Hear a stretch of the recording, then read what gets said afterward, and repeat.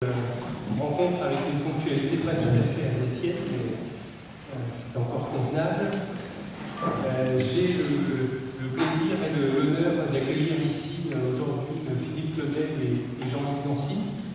Quelques mots de présentation. Avec Jean-Luc Nancy, c'est un paradoxe constant des lois de l'hospitalité, savoir que nous croyons l'accueillir et en fait c'est lui qui nous accueille, car il est ici chez lui depuis une bonne quarantaine d'années, de telle sorte qu'un philosophe ne peut guère penser à Strasbourg sans penser à Jean-Luc Nancy, comme on ne peut guère, dit-on, penser à une montagne sans sa vallée. Avec Philippe Avec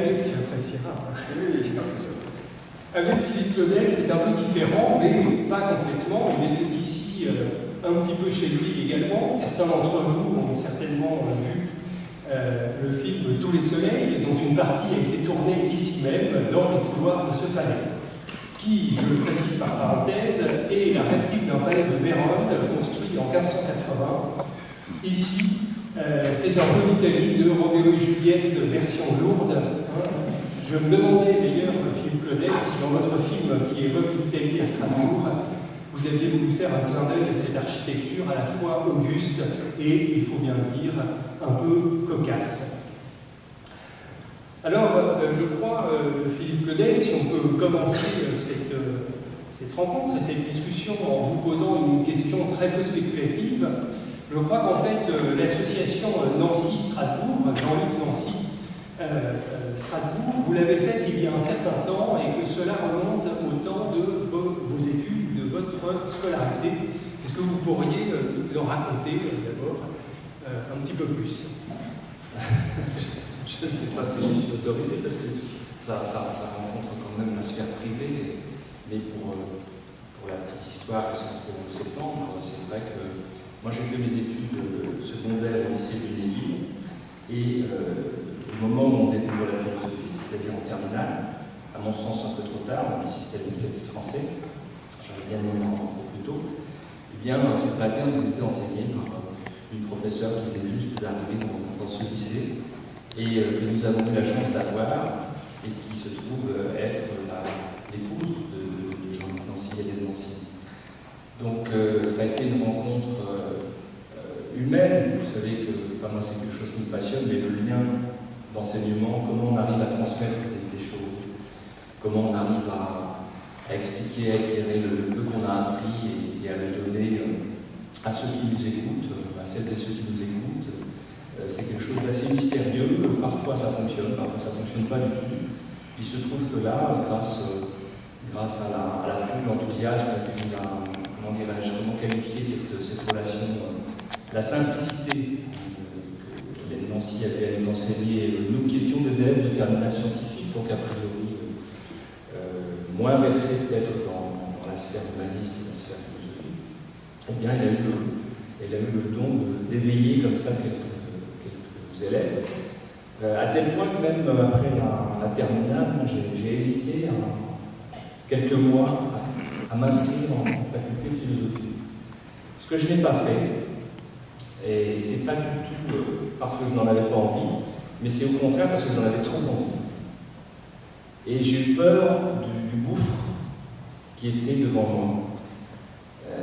J'ai eu peur de me perdre, parce que je voyais combien, même simplement dans ce moment, ces quelques heures par semaine, des cours de philosophie, je voyais combien ces questionnements me happaient.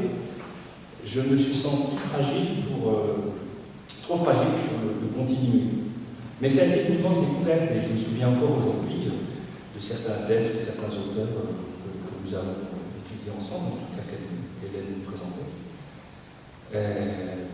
Ça reste quelque chose de fort, de même qu'il y a d'autres enseignants au cours de ma scolarité qui m'ont beaucoup marqué, un enseignant de physique, un instituteur, jadis, ou pour moyen. Je crois que quand on est élève, étudiant, il y a quelques personnes qui viennent de façon assez magique et mystérieuse à créer quelque chose qui est durable. Donc je n'ai pas entrepris en fait de philosophie parce que j'avais trop peur de moi, parce que je voyais bien que même simple élève de terminale, je passais des heures à réfléchir à des questions sans que je ne me serais jamais posée sans cette relation professeur-élève et sans les textes qui nous étaient présentés. Alors je me suis dit, si en terminale j'en suis déjà là, à ne pas dormir certaines nuits, à rendre d'épouvantables dissertations de 20 pages. Donc d'ailleurs il faut fallu refuser, parce que si tous les élèves se mettaient à rendre des dissertations de 20 pages, les pauvres professeurs ne pourraient jamais corriger tout. Mais bon voilà, donc j'ai refusé le gouffre qui était simplement le gouffre de la pensée. Ça m'a fait peur. Et du coup j'ai choisi quelque chose pour lequel on pense moins, on pourrait appeler ce qui est le roman. Parce que moi l'écriture romanesque, ça permet de ne pas penser.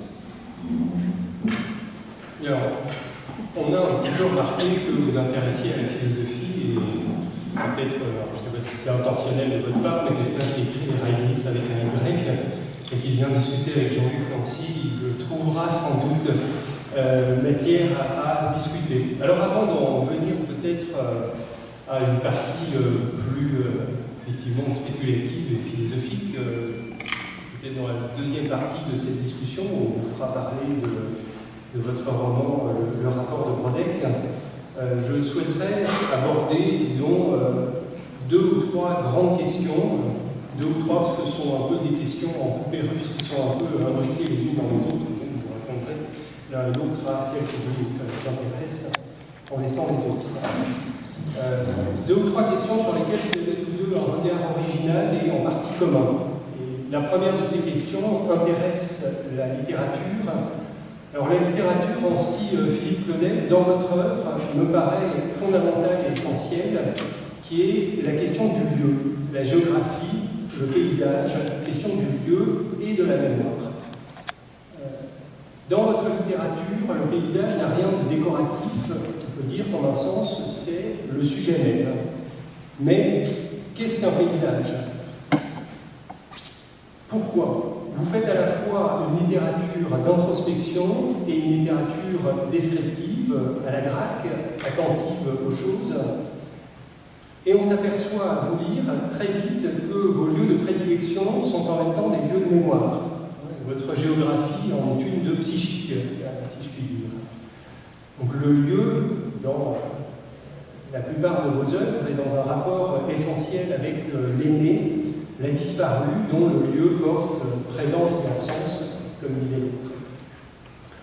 Alors, tout ça me fait penser d'ailleurs à une phrase de Proust qui m'a toujours beaucoup frappé et que je n'ai jamais retrouvée dans la recherche, malgré de nombreuses tentatives pour y retrouver. Proust dit quelque part qu'on ne désire pas une femme, mais le paysage qui est enveloppé dans ses yeux. C'est une très belle phrase qui est commentée d'ailleurs par Deleuze dans son abécédaire à l'article Désir.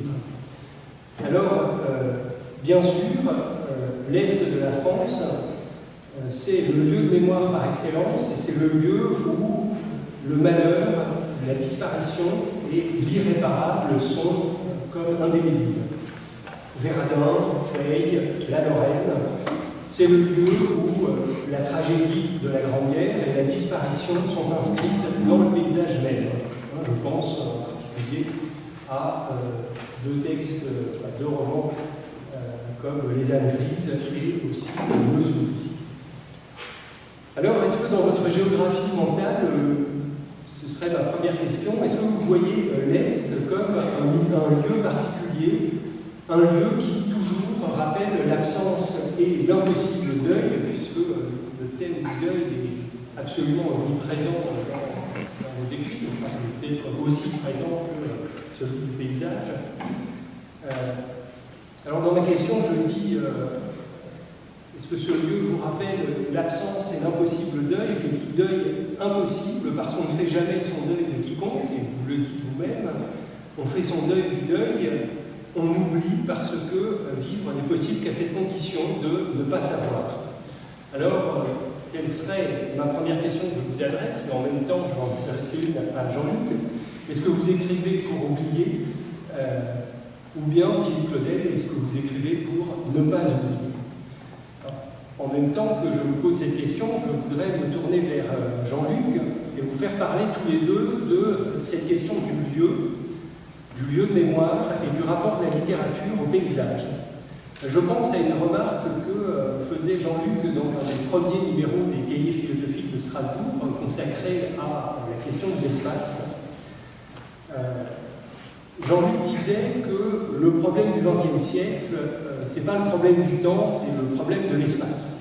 Y avait-il quelque chose d'un peu frondeur dans cette remarque, puisque en même temps il était bien sûr une question de Heidegger.